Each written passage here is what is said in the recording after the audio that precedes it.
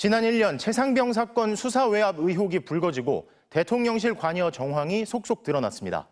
하지만 공수처는 대통령실에 대한 압수수색도 대통령실 인사들에 대한 소환 조사도 못하고 있죠.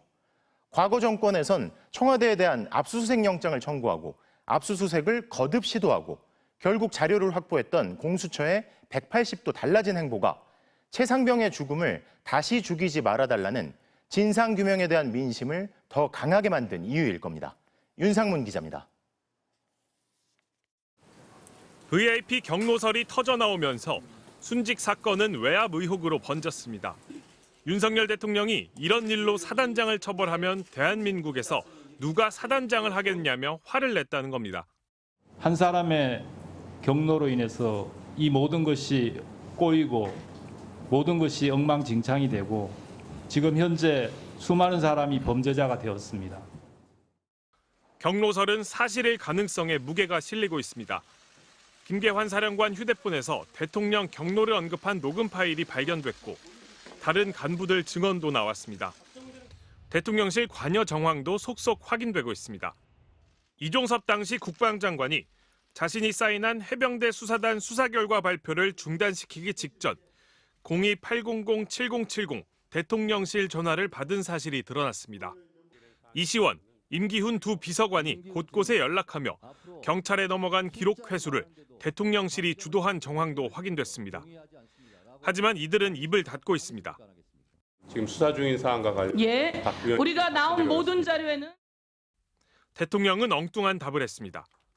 대통령님께서 국방부 수사 결과에 대해서 질책을 했다는 의혹도 좀 있습니다. 국방장관에게